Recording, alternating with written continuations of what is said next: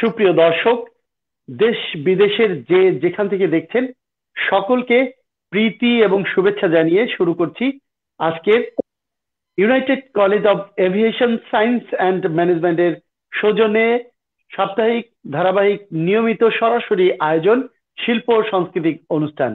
এই অনুষ্ঠানের মধ্য দিয়ে আমরা বাংলাদেশের শিল্প সংস্কৃতিকে তুলে ধরতে চাই বাংলাদেশের ইতিকথা এবং সমাজের যে অবক্ষয়, সেই অবক্ষয় থেকে আমাদের নতুন প্রজন্মকে আমরা চাই বাংলাদেশের কৃষ্টি মাধ্যমে তাদেরকে সচেতন করে তুলতে এবং দক্ষ নাগরিক হিসেবে দেখতে।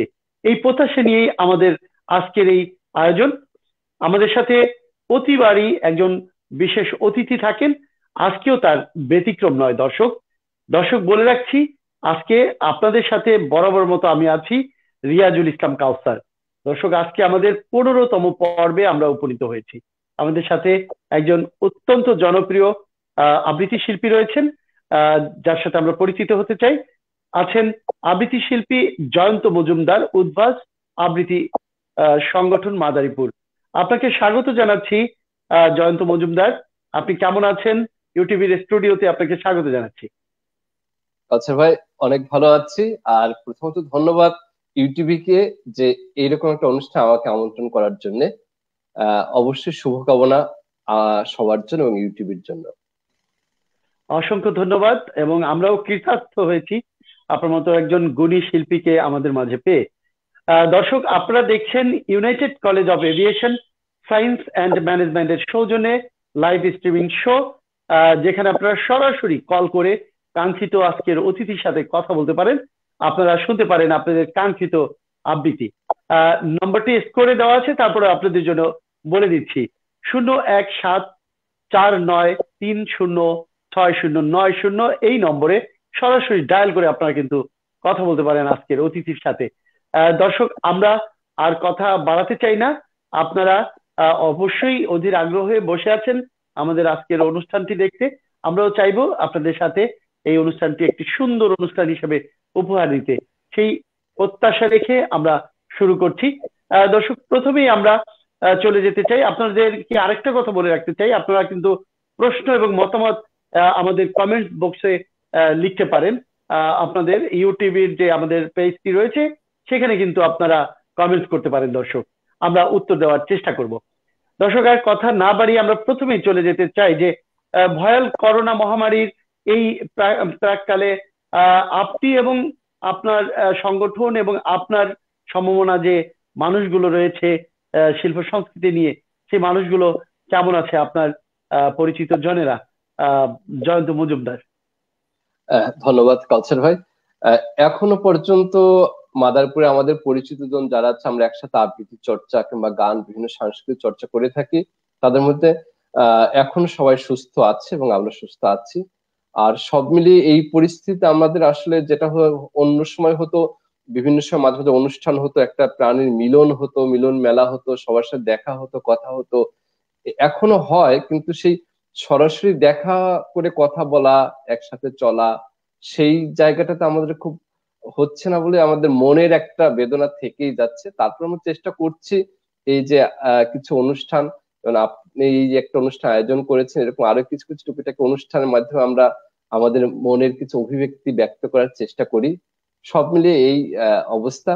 আমরা আশা করবো আমরা এই চরম দুর্দিন থেকে আমরা খুব শীঘ্রই মুক্ত পাবো এবং আমরা আমাদের মতো করে আবার চলবো। জি, আমরাও সেই প্রত্যাশাই রাখছি, এবং অবশ্যই নিশ্চয়ই আমরা দেখছি যে প্যান্ডামিক কিন্তু অনেকাংশেই কেটে যাচ্ছে বলে আমরা বিশ্বাস করছি, এবং আশা করব নিশ্চয়ই আমরা আবার সেই পূর্বের মতো ফিরে যেতে পারবো। তো জয়ন্ত মজুমদার, আমরা যদি একটা বিষয় জানতে চাই যে এই যে যে আবৃত্তির শুরুটা, কবে থেকে আবৃত্তির শুরুটা হয়েছিল, এবং এর পেছনে যে উৎসাহতা দেওয়ার জন্য, উৎসাহ প্রদানের জন্য কে ছিলেন আপনার জীবনে এই আবৃত্তি শিল্পী হিসেবে গড়ে ওঠার জন্য? আসলে আমার আবৃত্তি চর্চা শুরু পারিবারিক ভাবে বলতে আমার যে বড় ভাই মজুমদার বিপ্লব, উনি বর্তমানে বাংলাদেশ অন্যতম প্রতিষ্ঠা একজন আবৃত্তি শিল্পী এবং প্রশিক্ষক। মানে তাকে দেখে আমার আবৃত্তির প্রেমে পড়া। তারপরে আমি যখন অনার্স শুরু করি 98-97 এই সময়টাতেই শুরু করি সাংগঠনিক চর্চা। তারপর ঢাকাতে একটা সংগঠন ছিল হরবলা আবৃত্তি সংগঠন, হরবলাতে আমি দীর্ঘ প্রায় 12-13 বছর কাজ করেছি। তারপর চাকরির সূত্রে মাদারীপুরে আসা, এবং সেই সূত্র ধরে চলছে আবৃত্তি চর্চা। আচ্ছা, এই হলো মোটামুটি আর কি আমার আবৃত্তির শুরু আর কি। হ্যাঁ, বাহ। তো আমরা প্রথমে কোন আবৃত্তিটি শুনতে চাই? দর্শকরা কোন আবৃত্তিটি শুনবে প্রথমে? আমি শুরুতেই আমাদের বিশ্বকবি রবীন্দ্রনাথের একটা কবিতা দিয়ে শুরু করছি। বাহ, সেখানেও চমৎকার। সমাজের কথা বলতে আমাদের সমাজ থেকে মাঝে মাঝে মনে হচ্ছে ভালোবাসা, প্রেম, মানে অভাব অনুভব করছি। তো সেই ভালোবাসার কথা সেই কবিতাতে একটু উঠে এসেছে। কবিতাটা আমি কবিতা, রবীন্দ্রনাথ ঠাকুর আমি কবিতা দিয়ে শুরু করছি। আচ্ছা। আমারই চেতনার রঙে পান্না হলো সবুজ, চুনে উঠল রাঙা হয়ে। আমি চোখ মেললুম আকাশে, জ্বলে উঠল আলো পূবে পশ্চিমে। গোলাপের দিকে চেয়ে বললুম সুন্দর, সুন্দর হলো সে। তুমি বলবে যে তত্ত্ব কথা এ কবির বাণী নয়। আমি বলবো এ সত্য, তাই এ কাব্য। এ আমার অহংকার, আমার অহংকার সমস্ত মানুষের হয়ে। মানুষের অহংকার পটে বিশ্বকর্মার বিশ্ব শিল্প। তত্ত্বজ্ঞানে জপ করছেন নিঃশ্বাসে প্রশ্বাসে। না না না, না পান্না, না চুনি, না আলো, না গোলাপ, না আমি, না তুমি। ওদিকে অসীম যিনি, তিনি স্বয়ং করছেন সাধনা মানুষের সীমানায়, তাকেই বলে আমি। সে আমির গহনে আলো আধারের ঘটল সঙ্গম, দেখা দিল রূপ, জেগে উঠল রস, না কখন ফুটে উঠল হা মায়ার মন্ত্রে। রেখার রঙে, সুখে দুঃখে, একে বলো না তত্ত্ব, আমার মন হয়েছে পুলকিত। বিশ্ব আমি রচনার আসরে হাতে নিয়ে তুলি, পাত্রে নিয়ে রং। পণ্ডিত বলেছেন বুড়ো চন্দ্রটা নিষ্ঠুর, চতুর হাসি তার। মৃত্যু দূতের মতো গুড়ি মেরে আসছে সে পৃথিবীর পাঁজরের কাছে। একদিন দেবে চরম টান তার সাগরে পর্বতে। মর্তলোকে মহাকালের নতুন খাতায় পাতা জুড়ে নামবে একটা বিরাট শূন্যতা। গিলে ফেলবে দিন রাতের জমা খরচ, মানুষের কীর্তি হারাবে অমরতার ভান। তার ইতিহাসে লেপে দিবে অনন্ত রাত্রির কালি। মানুষের যাবার দিনের চোখ বিশ্ব থেকে নিকেই নেবে রং, মানুষের যাবার দিনের মন ছানিয়ে নেবে রস। শক্তির কম্পন চলবে আকাশে আকাশে, জ্বলবে না কোথাও আলো। বিনাহীন সভায় যন্ত্রীর আঙুল নাচবে, বাজবে না সুর। সেদিন কবিত্বহীন বিধাতা একা বসে রবেন নীলিমাহীন আকাশে, ব্যক্তিত্ব হারা অস্তিত্বের গণিত তত্ত্ব নিয়ে। তখন বিরাট বিশ্বভুবনে, দূর দূরান্তে অনন্ত অসংখ্য লোকে লোকান্তরে এ বাণী ধ্বনিত হবে না কোনোখানেই, তুমি সুন্দর, আমি ভালোবাসি।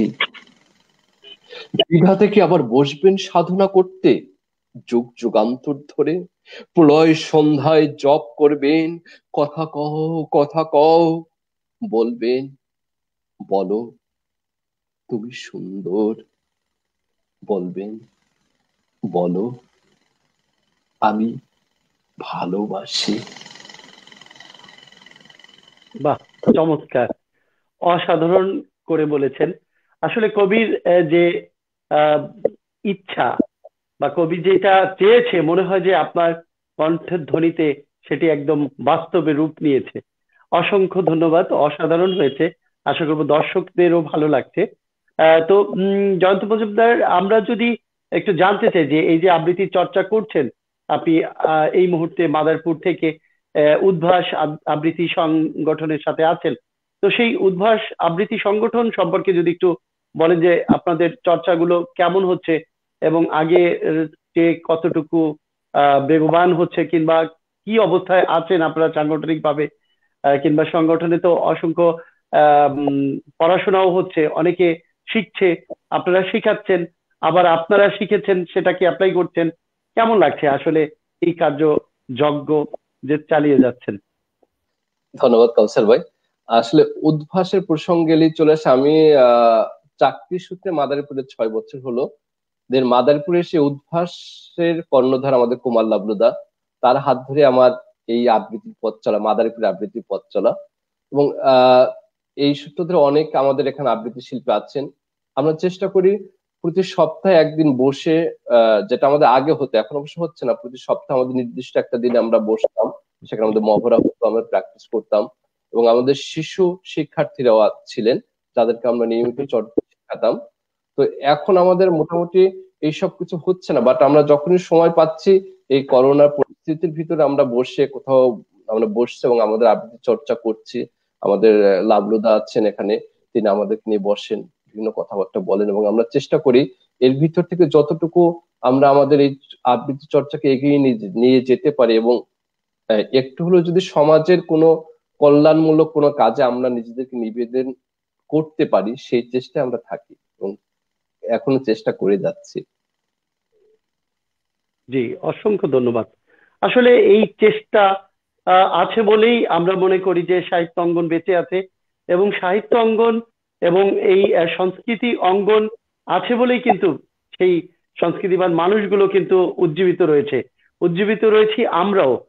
কেননা এই করোনা পরিস্থিতিতে কিন্তু আমরা আসলে অসংখ্য জটিলতায় রয়েছি। তার মধ্যে কিন্তু এই স্ট্রিমিং লাইভের বদলতে কিন্তু আমরা সেই পরিবেশগুলো আবার ফিরিয়ে আনতে সক্ষম হয়েছি অনেকাংশেই। আমরা কিন্তু একদম বোর ফিল করছিলাম যে আমাদের কাজগুলো কিভাবে হবে। হ্যাঁ, অনেকেই সাংস্কৃতিক অঙ্গনের বিশেষ করে কর্মীরা কিন্তু অত্যন্ত নাজুক অবস্থায় ছিলেন, তাদের কাজকর্ম একদম দুমড়ে মুচড়ে যাচ্ছিল। তো সেই ক্ষেত্রে কিন্তু আমরা অনেকাংশে কাটিয়ে উঠেছি। এখন বিভিন্ন স্ট্রিমিং এর কারণে কিন্তু আমরা সেই আমাদের শিক্ষার্থীদের এবং প্রত্যেকটা অঙ্গনই কিন্তু আমরা এখন আবার সেই মনে হচ্ছে যে একটা ভার্চুয়ালে ফিরিয়ে আনতে সক্ষম হয়েছি, যে পরিবেশটা আমাদের সেই কর্মযজ্ঞটা যদিও অতটা অ্যাক্টিভ না হলেও কিছুটা হলেও আমরা কিন্তু স্বস্তির নিঃশ্বাস ফেলছি। এটাও অনেক কিছু। অসংখ্য ধন্যবাদ, আপনি চমৎকার করেই বলেছেন। আমরা আরেকটি প্রসঙ্গে যদি জানতে চাই যে এই যে যে এই সাংস্কৃতিক অঙ্গনে দীর্ঘদিন ধরে কাজ করে যাচ্ছেন, এই অঙ্গনে কাজ করতে গিয়ে যে একটা প্রত্যাশা ছিল, সেটা কতটুকু আপনার প্রাপ্তিতে রূপ নিয়েছে বলে আপনার মনে হয়? যে না, আমি প্রত্যাশাটা সম্পূর্ণই প্রাপ্তি তো সবটুকু প্রত্যাশাটা পূরণ হয় না, তারপরেও অনেকাংশেই হয়ে ওঠে। তো আপনার ব্যক্তিগত অবস্থাটা যদি দর্শকদের সাথে শেয়ার করতেন। ধন্যবাদ কাছে ভাই। আসলে প্রাপ্তির তো শেষ নেই, আর মানে সীমারেখাও নির্ধারণ করা কঠিন।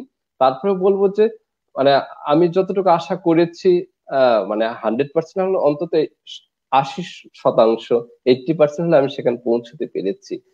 আর আর যেটা যে প্রাপ্তির ব্যাপার, যে আমরা শুধু এই শিল্প সাংস্কৃতিক চর্চা শুধু তো মানে আমি এক জায়গায় কবিতা পড়বো কিংবা একটা গান গাইবো তার জন্য তো না, এটা আমাকে আমার ব্যক্তিগত জীবনে এবং আমার প্রফেশনাল জীবনে সব জায়গাতে এটা দরকার হয়, এবং সে সব জায়গায় অ্যাপ্লিকেশন করেই সেটাকে মানে আয়ত্তে নিতে হয়। যেটা আমি যদি একটু বলি, আমি মার্কেটিং এ জব করি, সেখানে কথা বলাটা খুব জরুরি, এবং ভালো মতো কথা বলা।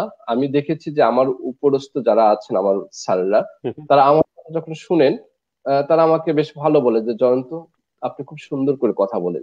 কিন্তু এই জায়গাতে এসে আসতে পেরেছি শুধু এই আমি আবৃত্তি চর্চা করছি এই জন্য, তাহলে আমি পারতাম না।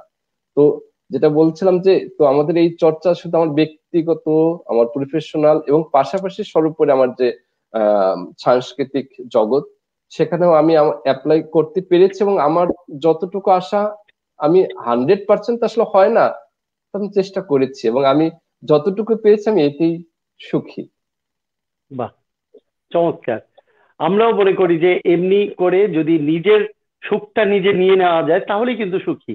এছাড়া কিন্তু অনেকেই আছে যে মনে হয় যেন অভাব অনটন কত কিছু নাই, কে যেন হারিয়ে গেছে, কি যেন খুঁজে পাচ্ছি না, এরকম কিন্তু হতাশা গ্রস্ত হলেই তাদের মধ্যেই মনে হয় যে আমি সুখী নই, আমি অখুশি।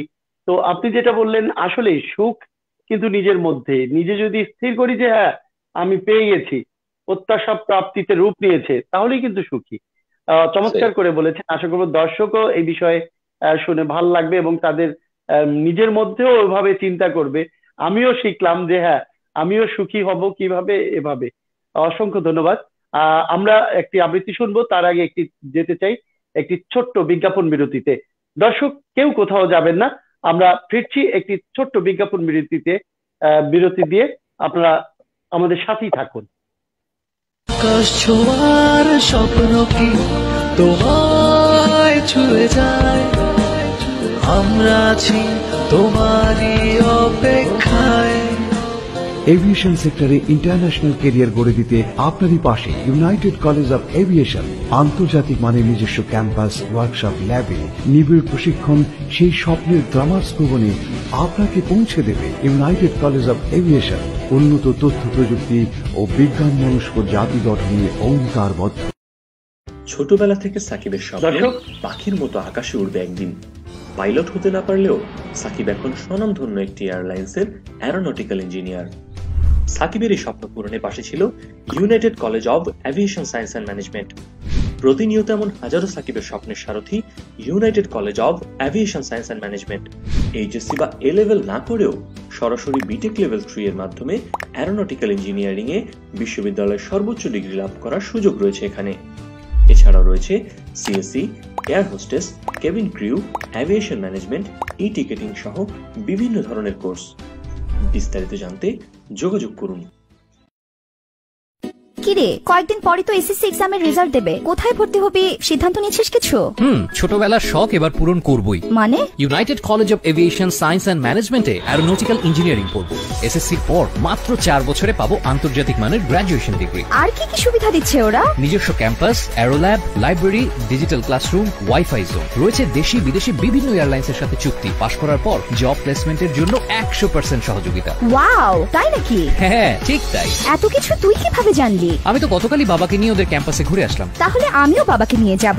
এই, একবার ঠিকানাটা দে তো। উত্তরা রাজলক্ষ্মী, সেক্টর 3, রোড 4, বাড়ি 16। আর বিস্তারিত জানার জন্য এখনই ফোন কর 01749 30 60 90।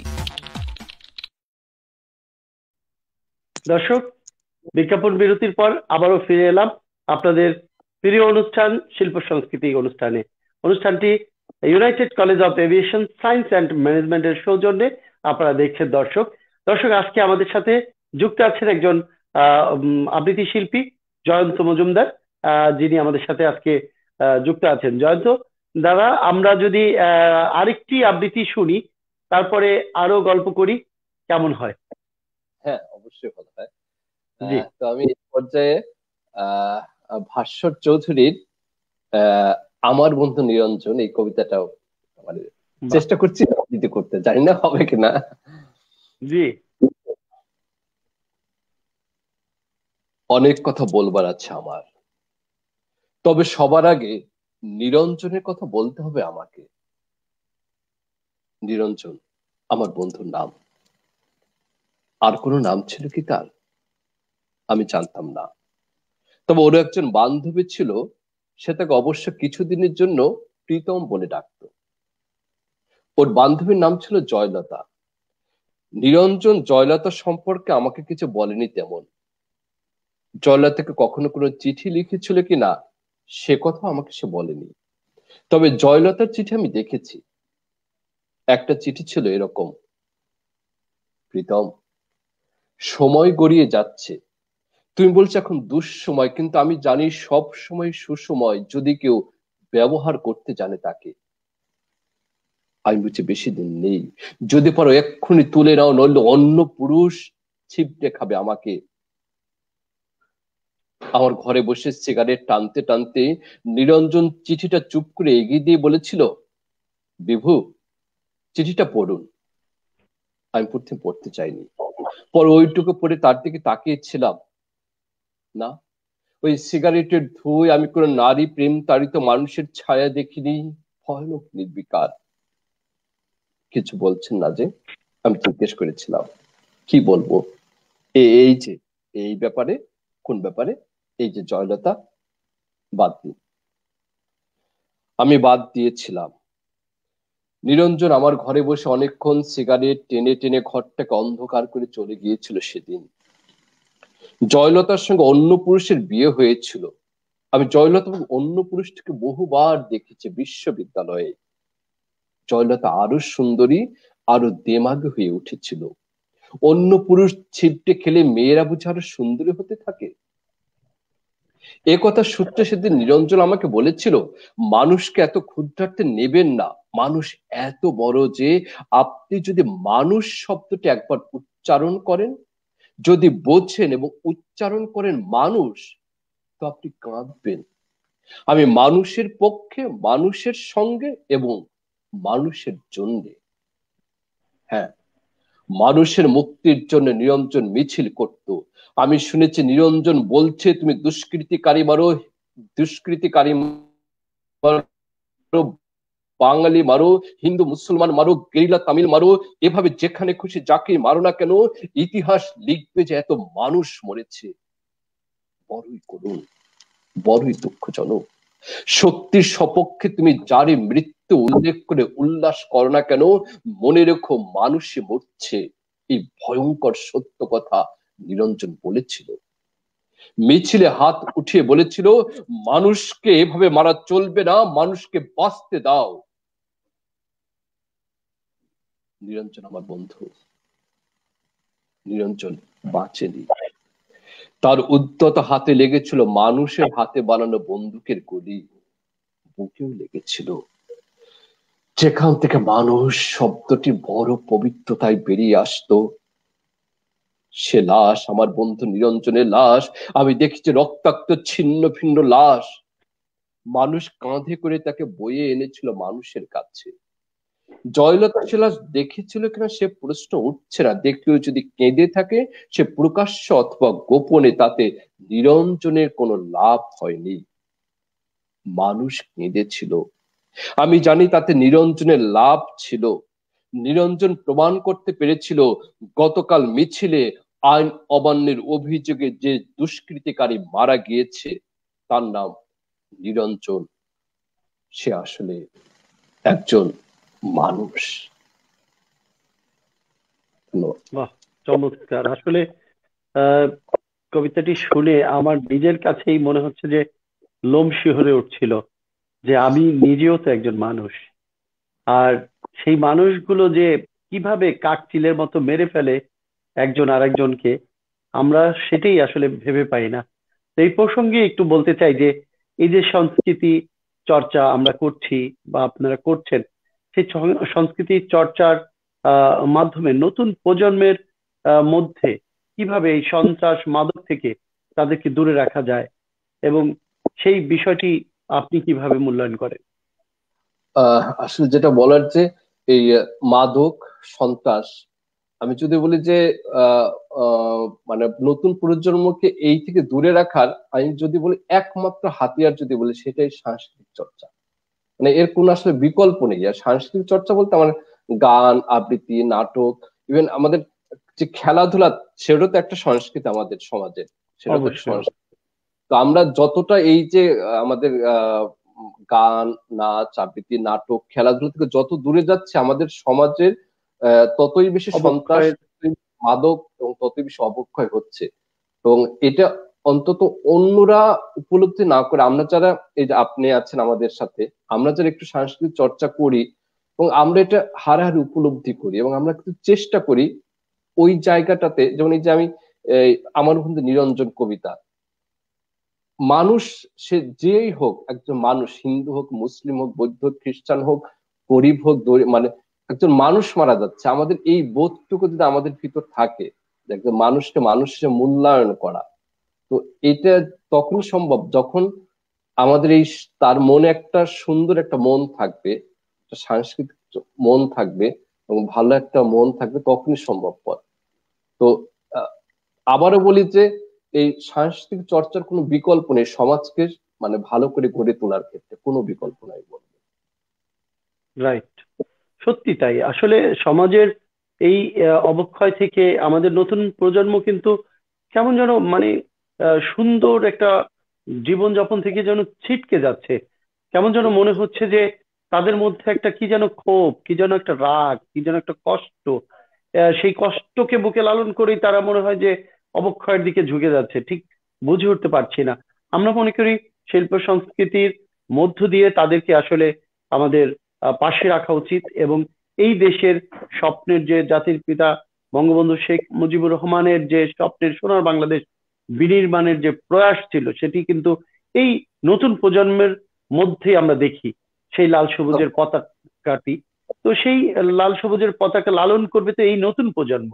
এই জন্য তাদেরকে আমাদের এগিয়ে যেতে হবে, তাদের পাশে যে তাদেরকে নিয়ে আসতে হবে আমাদের সহযোদ্ধা হিসাবে।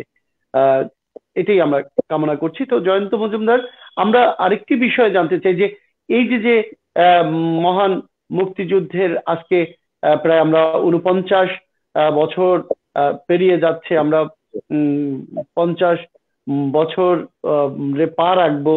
এই যে আমাদের একটি জয়ন্তী হবে, উৎসব হবে, আনন্দ হবে, আমরা যে এতটা বছর স্বাধীনতা গণ্ডি পেরিয়ে এসেছি, কত ঘাত প্রতিঘাত, হাসি কান্না এবং অনেক শহীদের রক্তের বিনিময়ে, সেই কালো পিছালা রাজপথে লাল টকবগে রক্তের বিনিময়ে কিন্তু আমরা আজকে অর্জিত হয়েছি।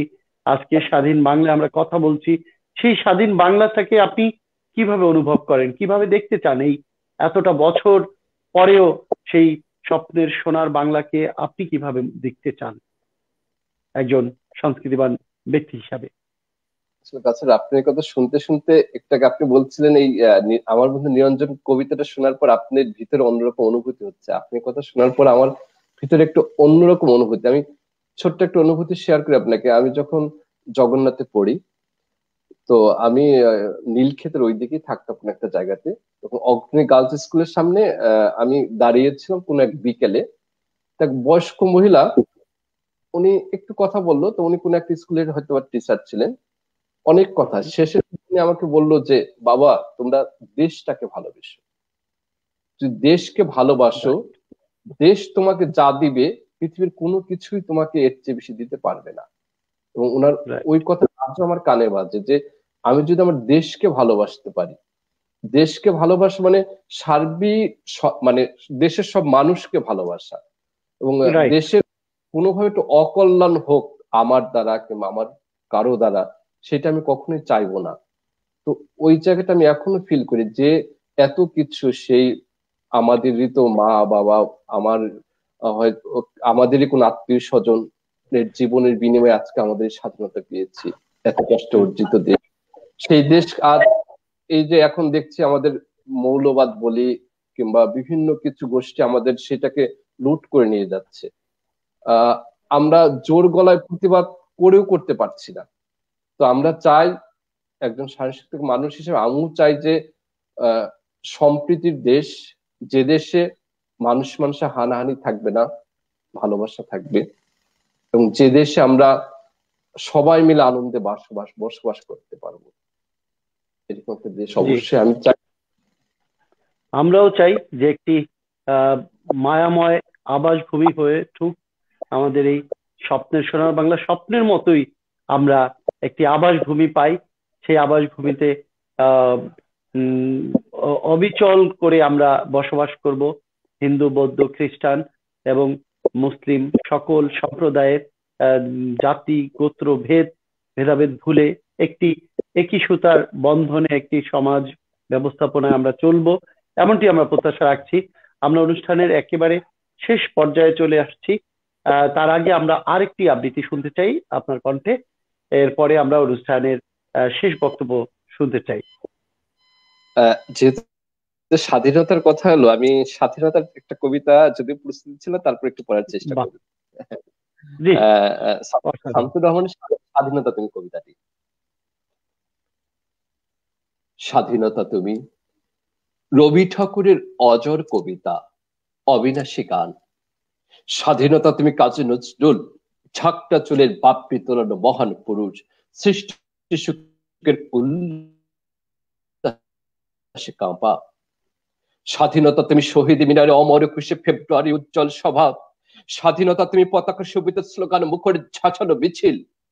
স্বাধীনতা তুমি ফসলের মাঠে কৃষকের হাসি। স্বাধীনতা তুমি রোদেলা দুপুরে মধ্য পুকুরে গ্রাম্য মেয়ের অবাধ সাঁতার। স্বাধীনতা তুমি মজুর যুবার রোদে ঝলসিত দক্ষ বাহুর গ্রন্থিল পেশি। স্বাধীনতা তুমি অন্ধকারের খাকা সীমান্তে মুক্তি সেনার চোখের ঝিলিক। স্বাধীনতা তুমি বটের ছায়ায় তরুণ মেধাবী শিক্ষার্থীর শানিত কথার ঝলসানি লাগা সতেজ ভাষণ।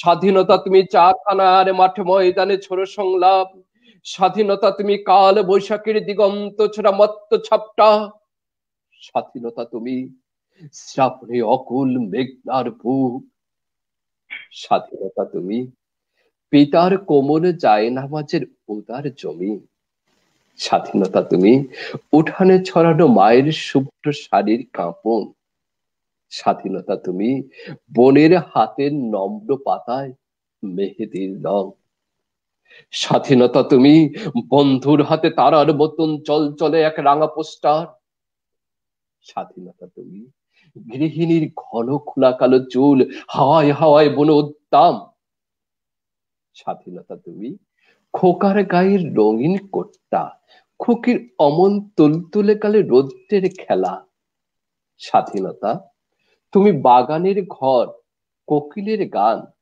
বয়সে বটের ঝিলিমিলি পাতা, যেমন ইচ্ছে লেখার আমার কবিতার খাতা।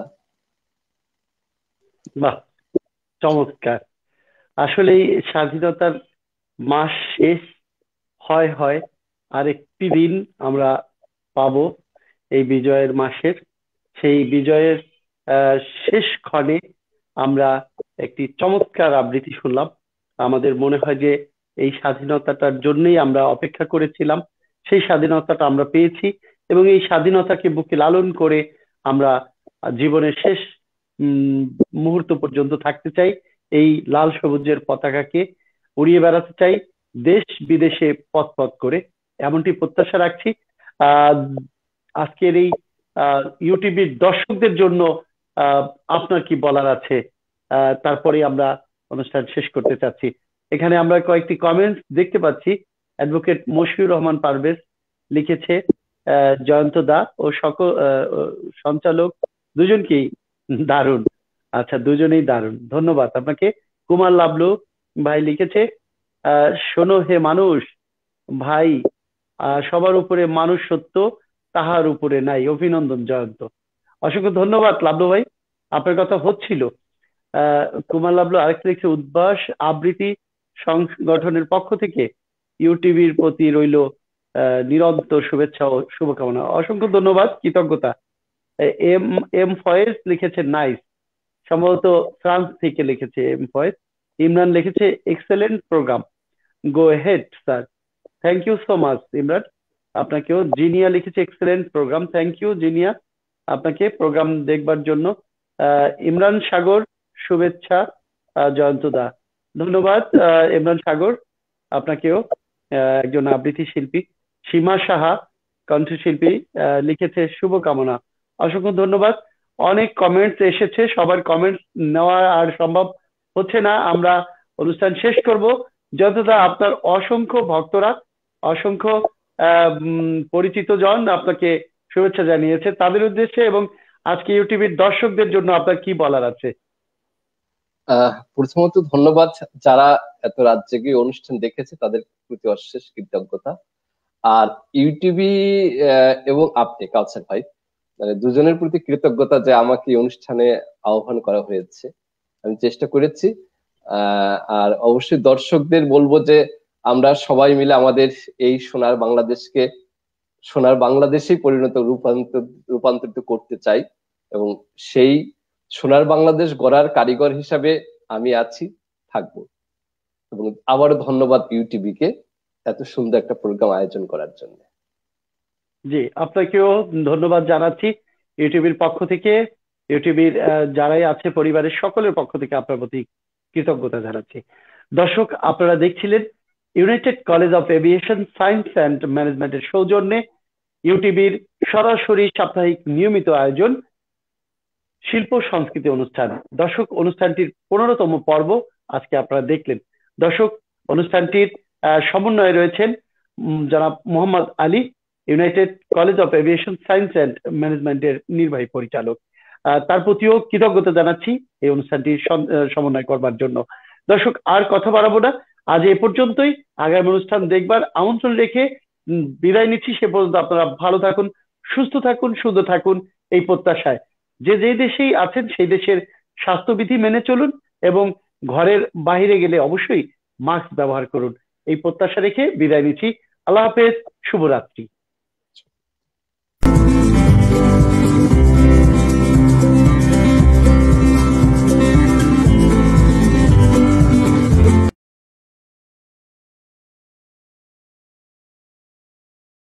এয়ার হোস্টেস কেবিন ক্রু একটি রোমাঞ্চকর অ্যাডভেঞ্চারাস পেশা।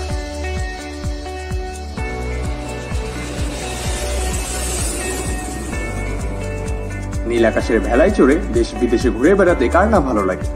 বাংলাদেশ শিক্ষা মন্ত্রণালয়ের অধীনে কারিগরি শিক্ষা বোর্ডের অধিভুক্ত United college of aviation science and management রয়েছে কেবিন ক্রু এয়ার হোস্টেস হওয়ার সেই স্বপ্নের সুযোগ। আইকাও ও আয়াটা স্ট্যান্ডার্ড সিলেবাস, বিটিইবির সুপারভিশনে পরীক্ষা, কোর্স শেষে সরকারি সার্টিফিকেট, নিজস্ব ক্যাম্পাসে এর নিজস্ব ল্যাবে প্র্যাকটিক্যাল করার সুযোগ, বোয়িং 777 ও 737 বিমানে চড়ে প্র্যাকটিক্যাল করার সুযোগ। এভিয়েশন সেক্টরে ক্যারিয়ার গড়তে চাইলে আজই যোগাযোগ করুন। আকাশ ছোঁয়ার স্বপ্ন কি তোমায় ছুঁয়ে যায়, আমরা আছি তোমারই অপেক্ষায়। এভিয়েশন সেক্টরে ইন্টারন্যাশনাল ক্যারিয়ার গড়ে দিতে আপনারই পাশে ইউনাইটেড কলেজ অফ এভিয়েশন। আন্তর্জাতিক মানের নিজস্ব ক্যাম্পাস, ওয়ার্কশপ, ল্যাবে নিবিড় প্রশিক্ষণ, সেই স্বপ্নের গ্লামার্স ভবনে আপনাকে পৌঁছে দেবে ইউনাইটেড কলেজ অফ এভিয়েশন। উন্নত তথ্য প্রযুক্তি ও বিজ্ঞান মনস্ক জাতি গঠনে অঙ্গীকারবদ্ধ।